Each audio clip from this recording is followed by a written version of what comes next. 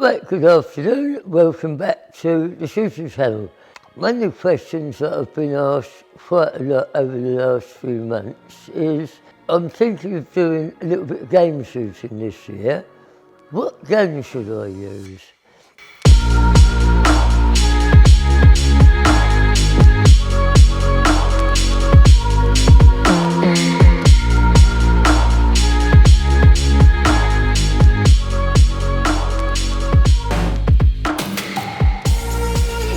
Now, game shooting in the last 2 or 3 years has changed quite a lot. Sadly, there's a lot of game shoots that have packed up because of the pandemic. But generally what we're finding is that there is a move back to slightly smaller days.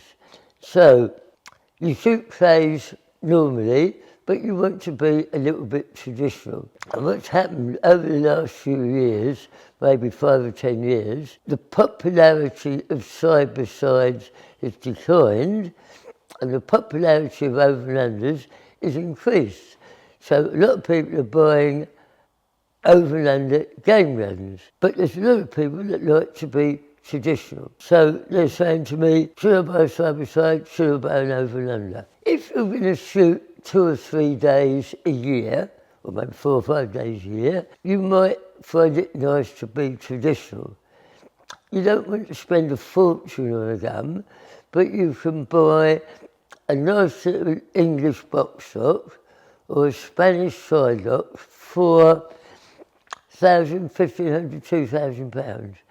Very, very good value for money. It's like the A-Way number 2. There's an A-Way number 2 there that came in the other day and it's absolutely like brand new. Now that gun new would cost you £8,000. Second hand, £1,500. Spanish side-by-sides are very good value for money. They're nearly all 2 3/4 chambers, although we always say to people, don't shoot 2 3/4 inch cartridges through. With the side-by-side, because they're much lighter, you need to just keep sensible on your cartridges. So if you're going to shoot with a side-by-side, use a nice sort of 2.5 inch English type game cartridge and they'll shoot well. If you put cannon shells for a side-by-side, they'll kick like a mule and you won't shoot well with them. With Spanish side-by-sides, they tend to have a little bit more height in the comb. So if you're moving from an over-and-under to a side-by-side, the little bit of extra height in the comb tends to help. If you want something even more traditional, something like that. That's a Webley 700. I hate to think how many of those they made. I think from memory about 80,000. They were made and sold as Webleys. They were made for Holland and Holland and Holland sold them with the Holland name on. Unfortunately, from what's happened recently, it seems that a lot more Holland stuff will be made by somebody else. That is a nice little Webley 700. It's a box stock, 2.5 inch chambers, because it's a nice light little gun, just over £6. And again, it's learning to shoot with them. They've got a little bit more drop on the comb, so you have to bring the gun up nicely to your head. You can't ram your head down, because if you do, you're looking into the back of the action. So that's probably your 2 alternatives. So you've got a Spanish side-by-side or an English side-by-side. If you want to go a little bit nicer than that, there's something like that, which is a Jeffries side lock, beautifully engraved, lovely piece of wood, and say fantastic engraving, and that's just under £5,000. So again, good value for money. So that really is trying to put into perspective, if you want to buy a side-by-side, what would you buy? The alternative now would be an over-and-under. So you've got over-and-under game guns. Now the only difference really between a game gun and a clay gun is the weight. Generally with over and unders, they build guns for specific purposes. If you're going to shoot clay cartridges have got a fair amount of recoil. You shoot a lot in quick succession, but you don't have to carry it very far. So an over and under clay gun is generally 7.5 to 8 pounds. With a game gun, you shoot less cartridges. Game cartridges tend to be softer than clay cartridges, but you want to carry it about a bit.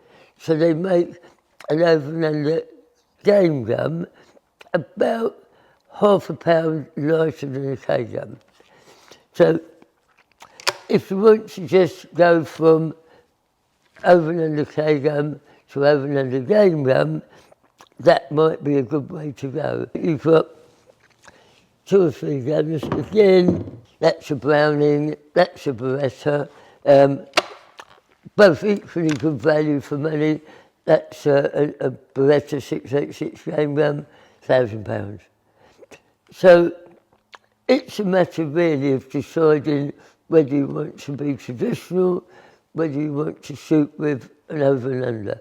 And then find yourself a shop that's got a choice and look at both of them.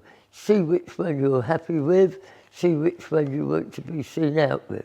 I mean, one of the comments I always make about game shooting, particularly to youngsters that have just taken it up, when people come to the school challenge and we do lessons for them, I try to put things into perspective. And I always say to them that going game shooting is a bit like when I was in London and we used to go to the theatre. We'd go to the theatre with friends, we'd dress nicely, we'd go out, we'd go and have a nice meal, and then we'd go to the theatre and have a nice evening out. To me, game shooting is very similar.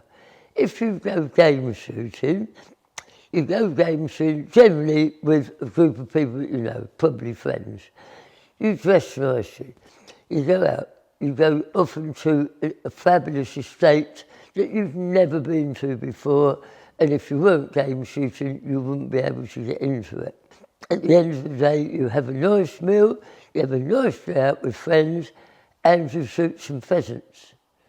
So to me, game shooting is an excuse for a nice day out in the country with friends.